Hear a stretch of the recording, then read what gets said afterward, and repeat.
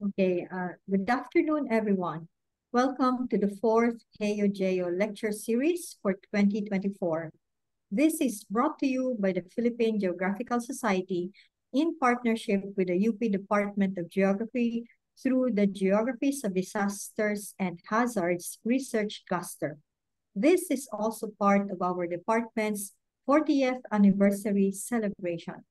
I am Darlene Oxenia Gutierrez, a member of the Board of Trustees of the Philippine Geographical Society and a faculty member of the UP Department of Geography. And I will be your moderator for this lecture. Okay. Just a few reminders before we proceed. Kindly keep your microphones on mute during the presentation. We encourage you to interact by typing your comments and questions in the chat box. This will be addressed during the open forum. Also, please note that this meeting is being recorded. The recording will be made available for viewing after the event through the Department of Geography YouTube channel. And before we end today's session, we would like to request everyone to turn on their respective cameras, if possible, for a group picture. Okay.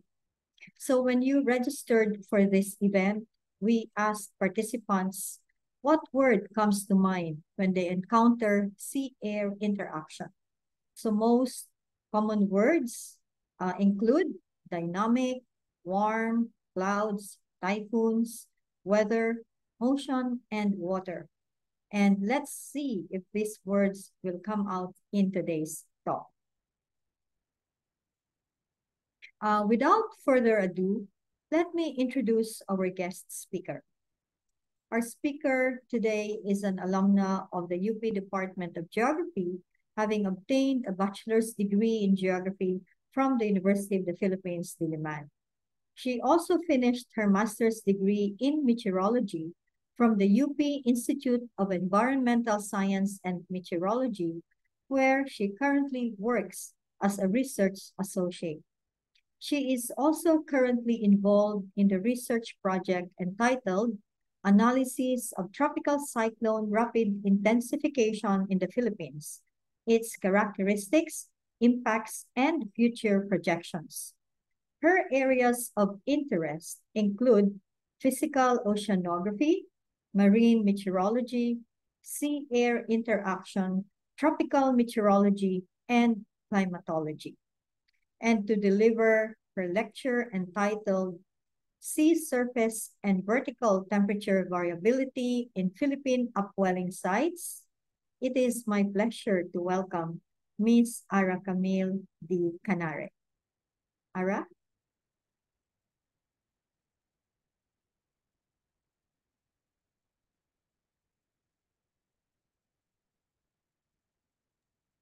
Thank you, Ma'am Dar. So, hello. I'm Ara Camille Canare. So, today, ang i-represent ko, I will present yung master's thesis ko that I presented actually last August 2022. So, ayun. Start na tayo, no? So, okay. So, ang main topic ko ay pag-investigate ng upwelling sites.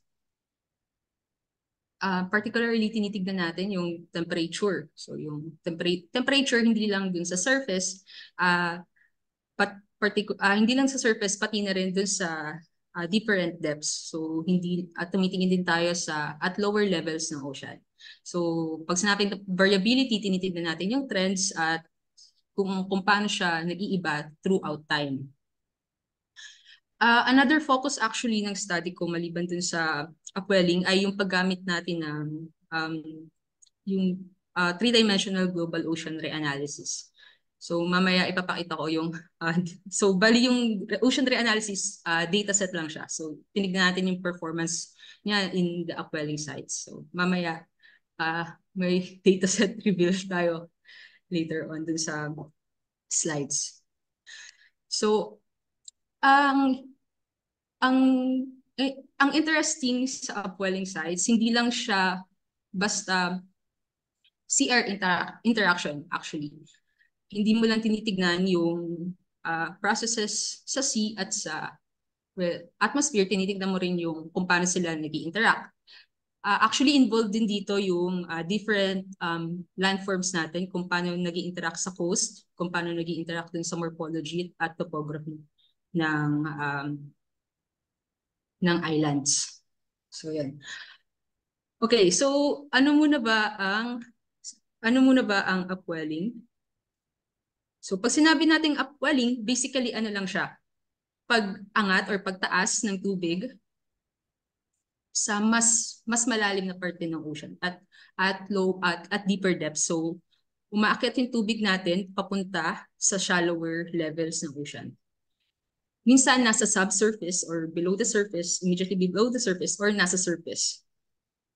So ano ba yung importante doon sa upwelling? Nakakapagdala siya actually ng colder temperatures from your deeper oceans at deeper depths. Yung tubig na dinadala niya, saltier din, higher salinity, mas maalat, and mas relatively nutrient rich. So, ang upwelling, minsan, meron siyang different drivers. For this study, mag-focus tayo sa wind. Pero ang upwelling pwede rin siyang i-drive ng current, tidal mixing, and shelf break. Again, yung focus ng study natin is wind-driven upwelling, since tinitignan again natin yung sea-air interaction. So si wind-driven upwelling, pwede mo siyang i-subcategorize sa other forms. So kung saan ba siya nangyayari. So if si wind-driven upwelling nangyayari siya malapit sa coast, consider siya as along coast or onshore upwelling. Pag nangyari siya sa open ocean, considered siya as offshore. So isang example nito ay yung upwelling sa equator, tinatawag natin equatorial upwelling, at meron ding along ice edge. So ayun, dahil nasa Pilipinas tayo, mas magpo-focus tayo sa coastal at offshore upwelling. Okay. So paano ba nangyayari si upwelling? Particularly yung wind-driven. So introduce ko lang yung concept ng Ekman theory dahil mahalaga ito dito sa study. So sa Ekman theory, nire-relate niya yung movement ng wind. Basically, ano lang siya, pag si wind nag-blow siya above the ocean, nadadrag niya yung ocean surface.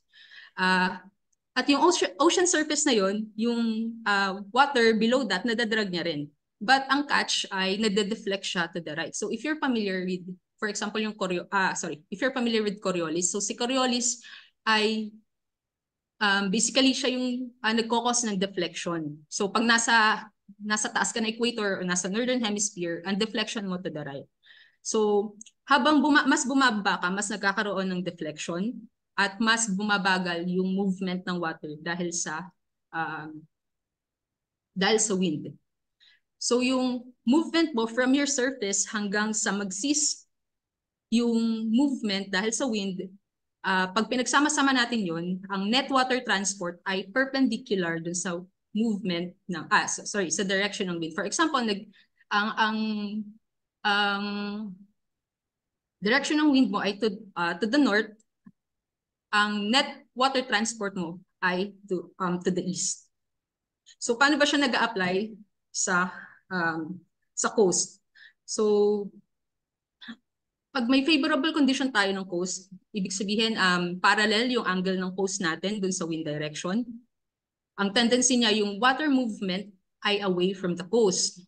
So pag may na-displace kang tubig, ang tendency niya, kailangan siyang palitan. So pag yung displaced surface water, napapalitan siya ng water from below. So doon na nangyayari si upwelling. Okay. And another mechanism, so yun, again, isang mechanism sa wind-driven upwelling along coast ay yung Ekman transport. Another mechanism ay yung Ekman pumping. So basically, pareho lang siya actually ng Ekman transport. So ang nangyayari lang dito, umiikot naman yung drag. So pag anticyclonic, meaning ang ikot ng wind stress o yung yung pagdrag ng hangin sa tubig ay anticyclonic meaning clockwise. Ang movement ng tubig mo ay papunta dun sa center ng um, ng rotation. So ang tendency niya, maipon na maipon dun yung tubig, nagkakaroon ka ng downwelling at ng convergence. So pababa, parang kabaliktaran naman siya ng upwelling. So pag ang ikot naman ay cyclonic, meaning counterclockwise, ang movement ng tubig or ng water transport mo ay away from the center, nagkakaroon ka ng divergence. So nangyayari again yung katulad ng sa Ekman transport na kung saan parang nasasak yung tubig pataas dahil kailangan niyang i-replace yung na-displace na tubig sa gitna. So yun. Sa study na to, both kinompute namin yung Ekman transport at yung Ekman pumping para makita yung relationship ng wind. Actually, para makita kung gaano ka-intense yung upwelling, then ikinonect namin siya sa variability, interannual variability. So yung variability or yung pagbabago ng upwelling during ENSO or yung El Nino Southern Oscillation. So yan lang. So sa Philippine setting, meron tayong upwelling activity during northeast monsoon. So ito, ano lang siya, model siya done by Pullen and others noong 2008. So actually, ayun, model lang siya. So ito yung wind stress curl na involved dun sa Ekman pumping. Pinapakita lang dito na during January, mas nagpe-prevail yung downwelling and upwelling activity. So yung blue, pinapakita niya yung downwelling, and yung red yung upwelling. Nakita din siya sa study ni Villan and others dun sa Zamboanga na during February, which is during northeast monsoon, meron kang cold temperatures sa surface while hindi siya visible during southwest monsoon. Okay, ito naman yung study ni Darby Walker and Villanoy 2001 na meron kang offshore upwelling. So wala siya sa coast at actually ang important sa study na to, hindi siya nakikita at surface. So wala siyang manifestation, parang yung cold temperature mo. So again, pag upwelling, nakakapagpataas siya ng colder temperature. So sa study na to, hindi siya nakikita sa surface, but at subsurface, meron kang doming or yung parang cold temperature core of the coast. So northwest of Luzon and east of Mindanao. So yan. Bakit nga ba mahalaga si upwelling? Again, si upwelling nagdadala siya ng nutrient-rich waters from below, from deeper depths. So ang nangyayari, nagkakaroon tayo ng high ocean productivity. Actually, 20% ng fish catch nanggagaling sa upwelling sites natin. At it also affects local weather conditions along shore. Ang isang example dito, magkakaroon ka ng fog formation dahil, again, mas malamig yung temperature na dinadala ng upwelling. And lastly, it redistribute mass in the ocean. So mahalaga siya sa circulation. Nakapag-regulate siya again ng temperature, nare-redistribute niya yung nutrients from the deeper waters. So yan. Isa pang parang significance sa study na to ay gusto rin nating tignan yung upwelling dynamics in relation to winds. Again, titignan natin sa Ekman transport and Ekman pumping. And i-relate natin siya dun sa upwelling. And yung upwelling variability, yung pagbabago ng upwelling, and its connection dun sa ENSO. So bakit ENSO lang? Kasi I think established na northeast monsoon, at seasonal level, so sa pagbabago throughout the season, mas parang alam na natin na during northeast monsoon. So tinitignan naman natin kung paano siya nagbabago at interannual. So, ayun. Yung interannual, based dun sa temperature, ang madalas na nakaka-apekto during interannual variability ng upwelling ay yung ENSO or yung El Nino Southern Oscillation. So ito yung conceptual framework ng study. So basically, tinitignan natin yung interaction ng different local systems different systems. For example, yung monsoon at ENSO. So you have monsoon para sa interseasonal and ENSO para sa interannual. At yung interaction niya sa land. So sa bathymetry, coastal orientation, and topography. So pag nagkaroon ng interaction, yung local conditions mo and your relatively bigger conditions in the atmosphere, nagkakaroon ka ng variability sa upwelling. Tapos paano makikita si upwelling? Paano makikita yung variability na yon?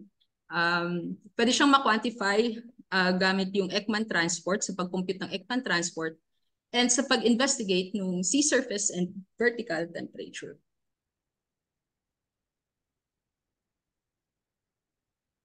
Okay. Yun lang. For introduction, dito naman tayo sa kung paano kinompute and investigate yung upwelling at different upwelling sites. Okay. So acquisition ng data, so we have two main data sets, which is yung wind and yung temperature, yung 3D reanalysis data set. Then after na acquisition ng data, nag-identify tayo ng different upwelling sites based dun sa literature and dun sa temperature na rin natin. So tinignan natin kung saan makikita yung lower temperatures, kung offshore ba siya or at the open ocean. And nag-compute din tayo ng upwelling index. So ang result ng upwelling index actually dalawa siya. So para saan ba si upwelling index? Tinitignan natin yung intensity ng upwelling natin based doon sa winds. Tinitignan din natin kung paano siya nagkakaroon ng variability based doon sa wind. So dalawa yung indices na kinompute, yung isa ay Ekman transport at yung isa ay Ekman pumping based doon sa mechanisms na nagdadrive ng upwelling along coast and in the open oceans. So yung pag-compute nito based dun sa Ekman theory at sa study ni Koch and others in 2017. Then after that, ayan, yung temperature data along with your Ekman, your upwelling indices, ginamit natin siyang input for different two statistical analysis, yung EOF or yung empirical orthogonal function and correlation analysis. So medyo pahapyaw lang tayo kung ano yung dataset. Ito muna, yung domain muna pala. So tatlong domains yung pinili natin based dun sa studies, sa literature review. Una yung sa Northwest of Luzon. So again, yung study na to, pinakita niya na sa Northwest of Luzon meron tayong cold core doming, cold core temperature na hindi makikita sa surface. And si Azanza and others, tinignan naman nila yung actually SST change. So parang sinabi lang nila dito na based dun sa kinuha nilang data, meron kang peak ng wind during December, then meron siyang lag, parang hindi instantaneous yung effect sa SST. So I guess sa study na ito, tinitignan natin kung makakapture din ba siya ng reanalysis dataset. And lastly, yung study ni Villanueva and others in 2011 sa Zamboanga. So yung important na inote doon sa study na yon na merong inverse relationship ang El Nino at yung SST at yung upwelling din dun sa site. Okay. So ito yung data set. Again, this is a global reanalysis data set. Pag sinabi nating reanalysis, ano siya? Observe, and hindi lang siya observe, corrected and assimilated siya ng model. So pinagsama siyang observe at model. So 3D kasi meron siyang lon, lat, and then depth. Tapos yung resolution nito, 1/12 degrees. So about 9.25 kilometers. At if ever kailangan nyo siya, if ever gamitin nyo siya, marami siya actually physical variables. So meron kang potential temperature, yung kinuha natin, and other physical oceanographic variables. So nandiyan si salinity, si surface height, yan. Tapos sa temporal, meron siyang daily mean, monthly mean, and monthly climatology. Okay. Overview din kung ano yung empirical orthogonal function. So, ang hinahanap lang nating input dito ay actually data set, sorry, yung spatial temperature at yung temperature, for example dito sa 56-meter depth, parang isang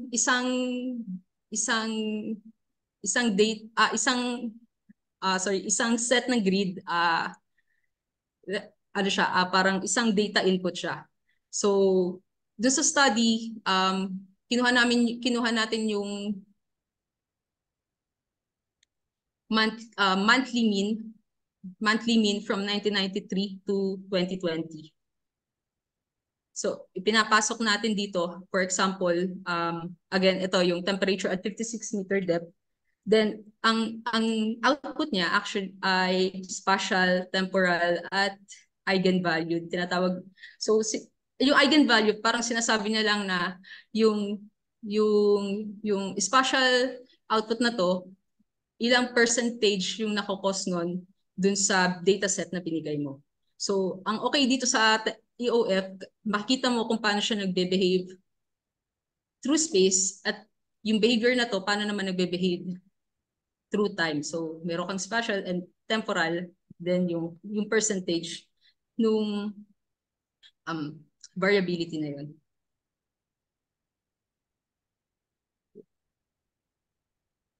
So, yun. So, ipapresent ko yung result, kasama na rin yung objectives ng study. So, first, isa sa mga objectives ko ay to quantify yung upwelling intensity using yung upwelling index. So, si UIET ay Ekman transport, si UIEP ay Ekman pumping. Ayun, ang sinasabi lang natin sa results na to na mas favorable yung upwelling activity sa northwest tip of Luzon for the Luzon domain. Pinapakita din dito na actually at surface mas favorable o mas mataas yung upwelling activity during La Nina or yung cold phase ng El Nino. For UIEP, actually chinecheck natin yung lahat ng grid points, but for UIET, since sa computation ng UIET, kailangan natin ng angle ng coast. So, tinitignan natin yung grid points na malapit sa coast. So, ito lang siya. So, yun, yung sa northwest tip, mas malaki yung difference niya. Mas mataas yung values na nakukuha natin actually for warm phase, cold phase, at neutral phase. Sa Palawan, yung favorable upwelling site or yung area ay makikita sa west side ng island. Di masyado makita yung difference sa La Nina and El Nino, pero mas extensive yung both El Nino compared to the south compared dun sa La Nina. Pero yun, meron kang downwelling dun sa taas, sa northern islands, tapos meron ka namang upwelling. So yung yun, kung titignan mo siya sa temperature, mas malamig yung temperature doon sa west side ng Palawan. And lastly, for upwelling index, for Zamboanga naman, meron tayong core or mataas na value north of Zamboanga. Ibig sabihin, again, pag mataas yung value natin, mataas yung mas favorable siya for upwelling. So, yun yung location niya. Ang pinakaiba nito sa Luzon, pag mas mataas ang value or mas favorable ang condition pag warm phase or yung ENSO o El Nino event compared sa La Nina.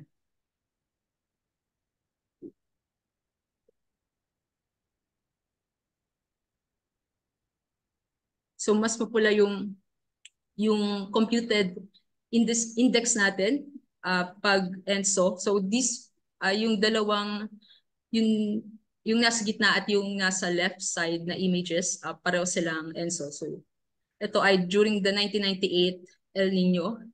This is the 2015-2016 El Nino. This yung nasa right side ay yung 2011 La Nina. So parang magkabaliktad sila yung result sa northwest of Luzon. Okay. Ito naman yung another objective ng study ay to investigate sea surface and vertical temperature variability in Zamboanga. Again, yung three upwelling sites using the reanalysis dataset o yung GLORIS 4 dataset. Yung images dito ay actually visualization ng temperature at different depths. Okay. Based dun sa paper ni Darby Walker and Villanoy, meron tayong cold core temperature northwest of Luzon. It was also observed dun sa visualization ng dataset, ng reanalysis dataset. At surface, hindi siya visible. So pag tinignan natin yung map na to, ang cold temperatures natin madalas nasa taas. So I think effect lang siya ng latitude. Then pagdating dito sa 56 meter depth, nagkakaroon ka ng manifestation ng colder temperatures. No? And these are both during northeast monsoon. During southwest monsoon, nawawala, nagba-vanish yung cold core temperature or yung domain natin. Which agrees na dun sa previous study na ng upwelling at subsurface and surface, mas prevalent siya during northeast monsoon. We also did temperature profile. So kumuha kami ng transect na magko-cross dun sa dome or dun sa cold core temperature. So yun, makikita natin na malayo siya sa shore, therefore offshore siya. And yung parang peak ng cold temperature natin ay nasa, I guess nasa ano to, nasa 18.2 at degrees east at 119.45 degrees north. And wala siyang surface manifestation. For Zamboanga and Palawan, tinignan dito yung at 56 meter depth. So, yun lang.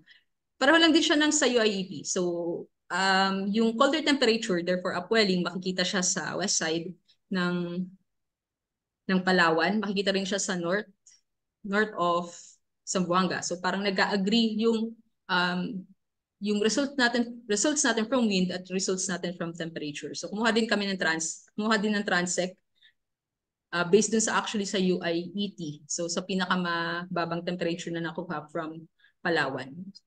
Pinagkaiba niya sa Zamboanga, pareho and sa Luzon, pinagkaiba ng Palawan at ng Zamboanga transect sa Luzon, hindi siya offshore, so hindi siya doming. Excursion, meron kang cold temperature excursion na mas malapit sa shore. Sa Palawan, mas steep relative dun sa Zamboanga na mas gradual yung pagtaas ng temperature near shore.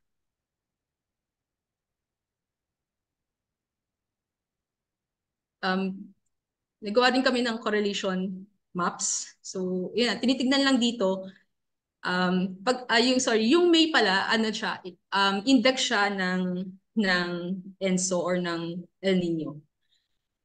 Ano ba ibig sabihin? Multivariate ENSO index. So bakit multivariate? Tinitignan niya yung different variables tulad ng temperature, yan, ng pressure, and after yan tinitignan kung gaano ka-intense yung ENSO. Gumagawa din sila ng index based on those variables. So, yung correlation map, tinitignan nito kung ano ba yung relationship ng temperature anomaly. Pag sinabi nating anomaly, kung ano yung pag meron ka positive anomaly, ibig sabihin mas warmer siya dun sa mean. Pag meron kang negative anomaly, colder siya or mas mababa siya dun sa mean temperature. So, pag mas mababa or pag colder colors, yung blue, ibig sabihin yung anomaly natin below or negative or meron tayong colder temperature compared sa mean. Pag warm, ibig sabihin meron tayong higher temperature dun sa mean. So tinignan lang dito kung ano yung relationship ng temperature across space at surface and yung index ng ENSO. So zero month lag, ibig sabihin at pag instantaneous yung effect niya. For example, na ngayon nangyari sa ENSO, at this month, ito rin yung magiging itsura ng sea surface mo. So meron kang negative anomaly west and actually east of the Philippines. Then as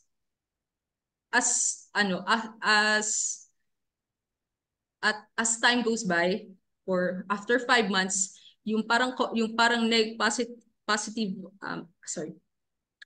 yung positive correlation, mas nagmo-move siya to the west. So mas nagiging warm yung SST natin.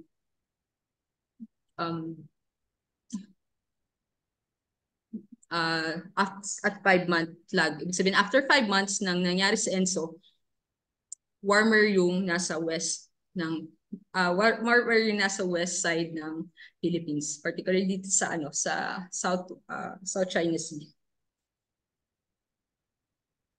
Okay, so for visualization ng kung ano yung result ng EOF analysis. So this is for Luzon, Palawan, and Zamboanga.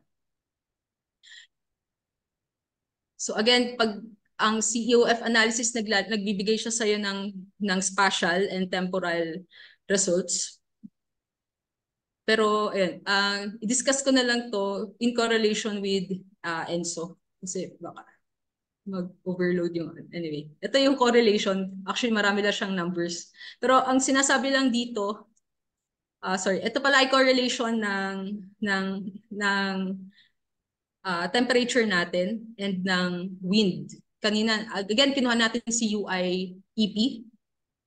Si UIEP, ginawan din natin siya ng EOF. Then, yung temporal output nun, yung time series output nun, kinorelate natin with dun sa time series output ng temperature.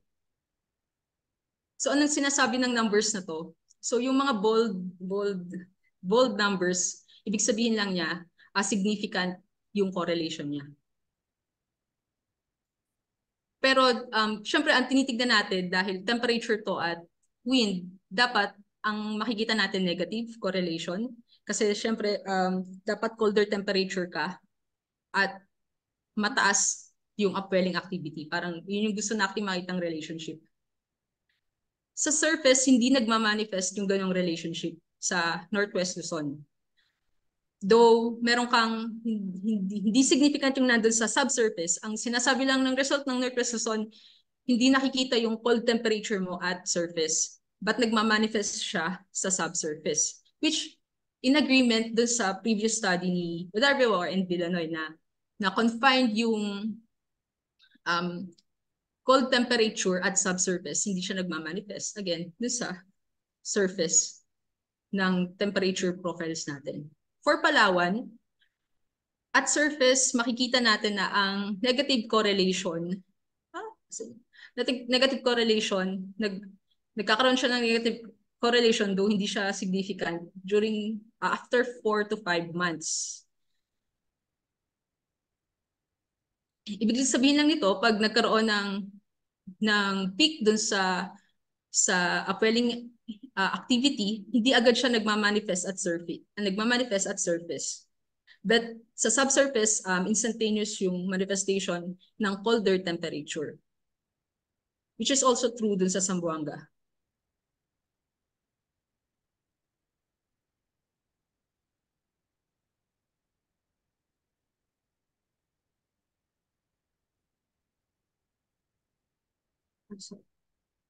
Yan. Ito naman, lastly, gusto din tignan ng study na to ay yung upwelling's response to ENSO or yung sa El Nino. So, warm phase at cold phase. So, yung pinakita na natin kanina yung sa UI, yung upwelling index, Ekman transport and upwelling index, Ekman pumping. So ito ay correlation naman ng temperature at ng ENSO index. Basically ito lang siya. Ito yung mas visual na result. So sinasabi dito na yung Northwest Luzon domain sa EOF1, yung result ng spatial analysis natin during the 1998 ENSO event, meron kang cold anomalies northwest of Luzon. Pero pagdating ng La Nina noong January 2011, meron kang warm anomalies sa same area at 56-meter depth. So ganun din yun sa Palawan. During positive, warm phase ng ENSO or yung El Nino, meron kang cold anomalies dun sa west of the island. And then nag-change siya during, parang nagkakaroon ka ng inversion nung anomalies mo pag La Nina. And yun, same din siya sa Zamboanga domain. So makikita natin na yung emplacement ng mga anomalies dito, for example dito sa Palawan, nag-manifest din siya doon sa UIEP or yung upwelling index based sa Ekman pumping. So yun lang. Then konting conclusion for the Northwest Luzon, ang notable results, meron kang cold core temperature which is in agreement sa previous study. Nakita natin siya at 56-meter depth. Tapos yung lowest temperature, makikita siya sa 18.4 degrees north to 19.25 degrees east. Ang favorable site for upwelling nasa northwest tip of the island.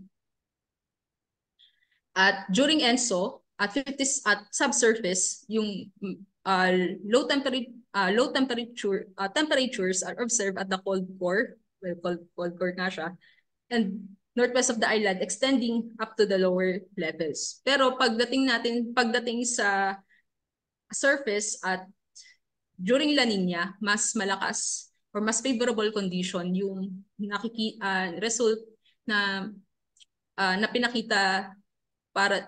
pinakita nung UI or yung upwelling index gamit yung Ekman pumping.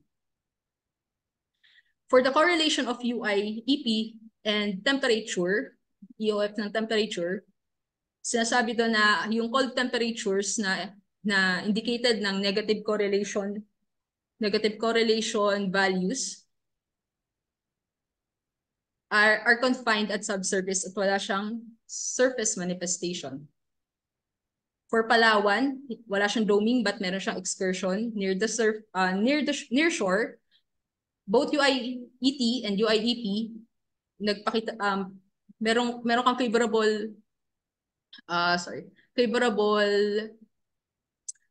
upwelling condition leeward side of the island. So during northeast monsoon to. And for ENSO, cold temperatures again at lower depths are observed during warm phase, implying enhanced upwelling activity at subsurface. So tinignan yung 56 meter depth temperatures.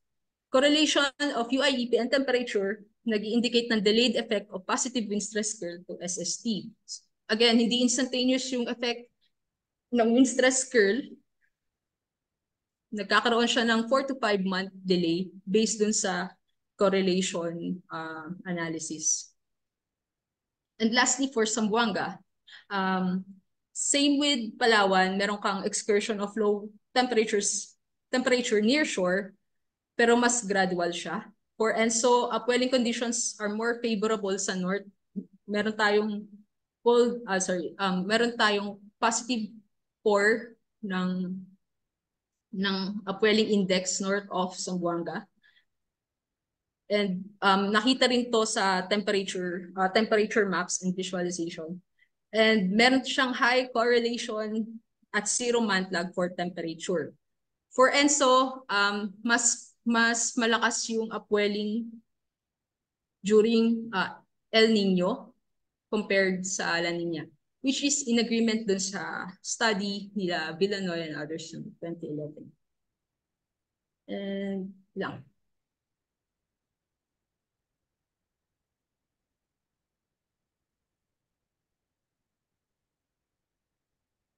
Okay.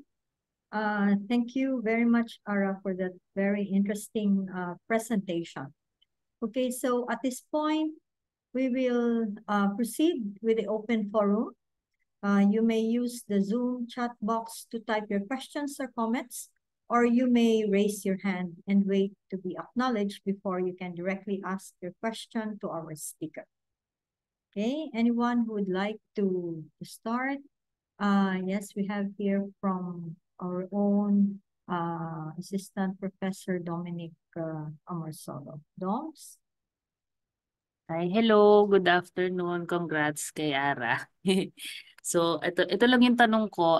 Kasi 'di ba, meron kang two main variables na tinignan. Tama 'di ba? Two main wind and temperature. Tama 'di ba? Yes po. Okay, so wind and temperature. Gusto ko lang pong malaman kung bakit wind and temperature.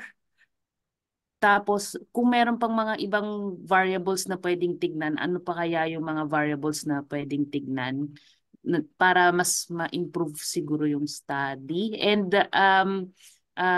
gusto ko lang din malaman kung ang pagpili ba ng mga variables ay pwede bang like based ba to sa availability or ano ba yung basis ng pagpili ng dalawang variables? Ayun lang po. Thank you.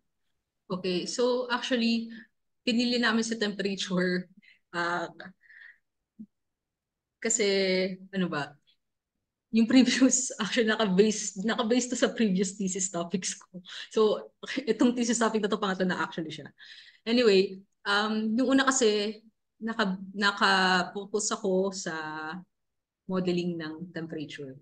Then hindi namin siya nagawa. Then tinignan na lang namin kung paano nagkakaroon ng variability in temperature sa upwelling sites, which is actually isa siyang major indication ng upwelling. Yun nga, dahil yung upwelling natin nakakapagdala siya ng colder waters at shallower depths. Tapos tinignan namin si wind dahil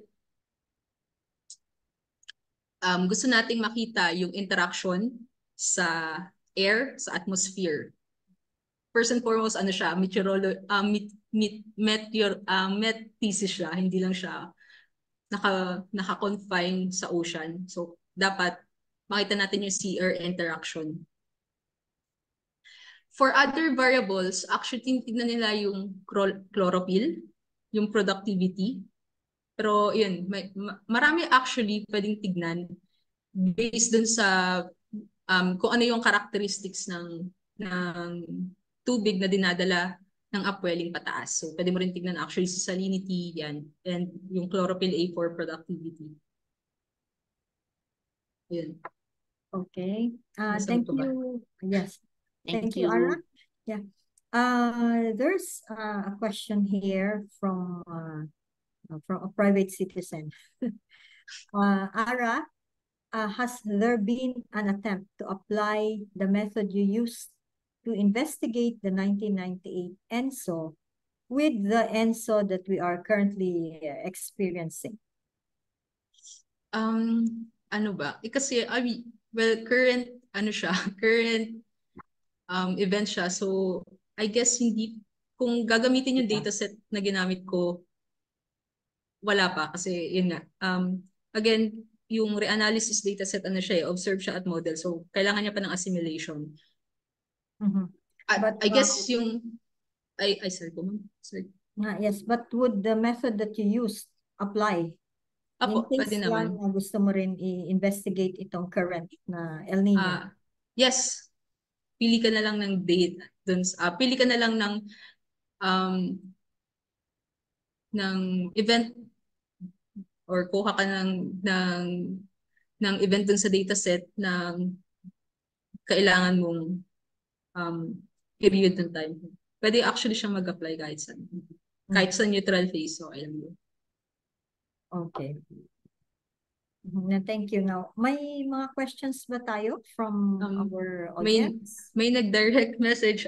Yung ginamit ko for mapping, MATLAB. So, ano siya, nag-program ako. May coding and programming siya.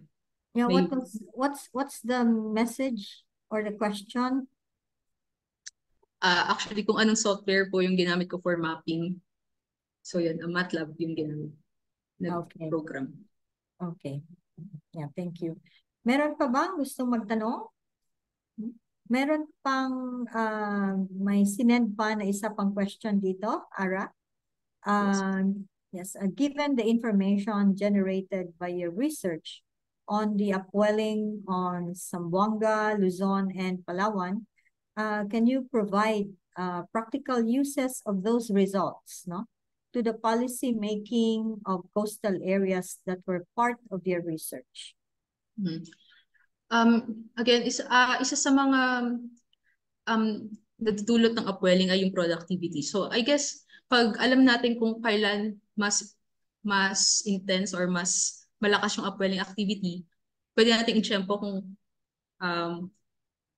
kailan tayo mas magiging productive dun sa fish catch. Lalo na kung yung aware tayo yung sa variability niya. For example, alam mo na during northeast monsoon, mas may upwelling, therefore mas productive yung ocean mo, mas marami kang fish catch during that time.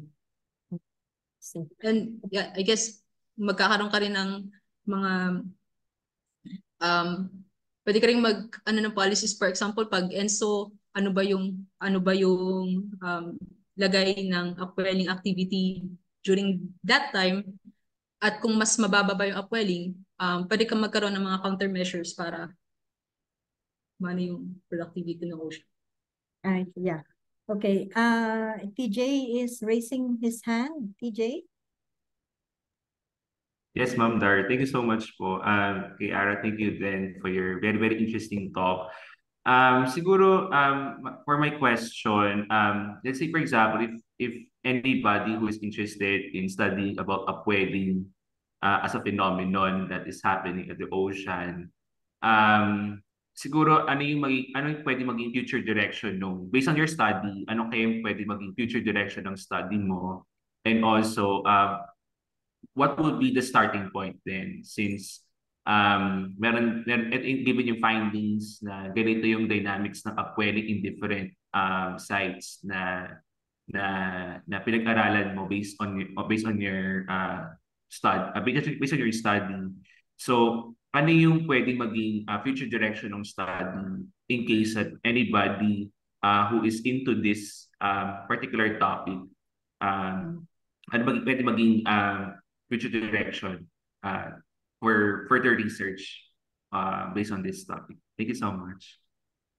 Um, Una, actually, pwede tayong mas tumingin kung magkakaroon tayo ng data set, lalo na dun sa wind, na sana mas mataas yung spatial, yung resolution niya. Yun, mas magiging pino yung parang mas makaka-capture niya yung um, yung index na ginamit lalo na dun sa coastal. Kasi medyo malaki yung ano medyo malaki yung grid, malaki yung medyo mababa yung resolution nung wind. So yung wind pala na ginamit, yung dataset pala na ginamit dito ay yung era 5 na reanalysis din siya ng wind naman. So iyon, pwedeng gumamit ka ng mas pino na dataset. Pwede ka rin mag-include actually ng other variables. So, tinanong ni Dom kanina, pwede mong include yung, for example, yung chlorophyll, yan, yung productivity, salinity, yan, para mas maging comprehensive yung study. Pwede ka rin magtingin sa mga other upwelling sites. I think may mga studies din sa may Panay. Yun. Other upwelling sites. And lastly, ito kasi tinitignan niya yung from atmosphere to ocean. Pwede ka rin tumingin kung ano naman yung epekto ng upwelling papunta sa atmosphere. So, baliktad naman yung effect. Yeah, thank you, Ara. No? Yeah, you mentioned Panay, no? Actually, there's another upwelling site in the Visayan Sea, di ba? Yeah, maybe that would also be another area for study, no, with regard to upwelling. Now, I just want to, this is just a comment, no? I think your research is very important, especially with respect to the fishery industry in our country, no? Although kahit tatlo lang yung sites na kinover mo, no? But this would be a very good input in policy making, especially for the Bureau of Fisheries, no? And how they would manage the fishery industry in our country, and also maybe to help draft some what you call this, some management policies for our fisher folk. So thank you for that, no? And are there any other questions? Meron pa bang gustong magtanong kay Ara? Kung wala na, again, Ara, thank you very much for that presentation and for sharing your time with us. And I also wish to thank our audience for their participation in this lecture. And now, kung wala na talaga, no? To show our appreciation to our speaker, the UP Department of Geography and the Philippine Geographical Society would like to present this certificate to our speaker. And allow me to read. This certificate of appreciation is given to Ara Canare for the valuable insights and expertise shared as virtual resource speaker for the talk, a sea surface and vertical temperature variability in Philippine upwelling sites, as part of the Heyo-Jeyo Lecture Series 2024, held on April 26, 2024. Signed by our department chair, Joseph Palis, PhD, and the president of the Philippine Geographical Society, Emmanuel B. Garcia, ENP. Okay, thank you very much, Ara, no, for that.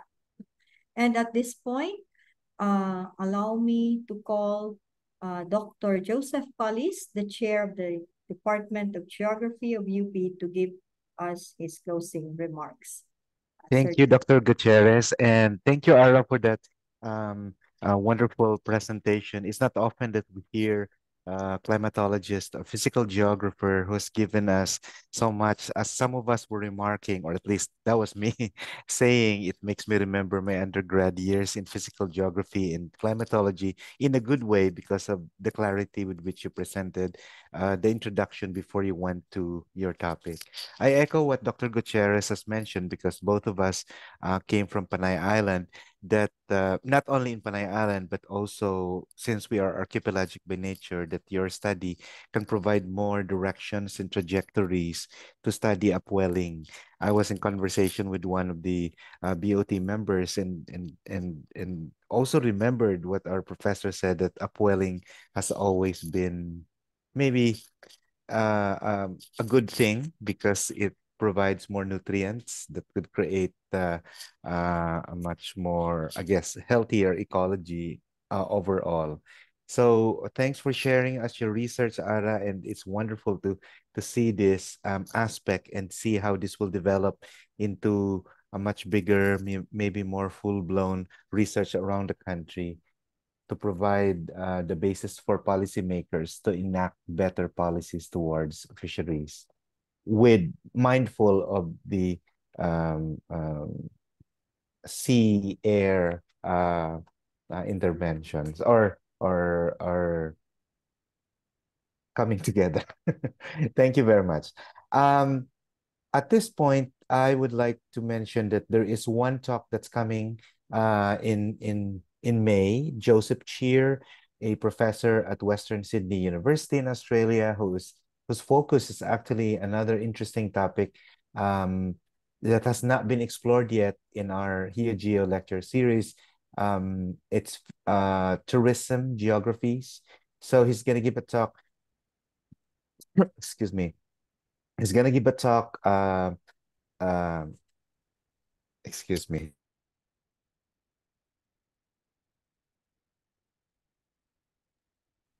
Entitled Convenient Geographies of Heritage, Codified Edifices, Placemaking, and its Discontents, May 10, 2024. So I hope you could come to that as well.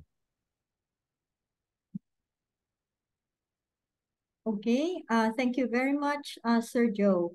I would like to announce that our past lectures are all stored in the UP Department of Geography YouTube channel. You can visit our channel to watch our previous lectures as well as other recorded events of the Philippine Geographical Society and the Department of Geography.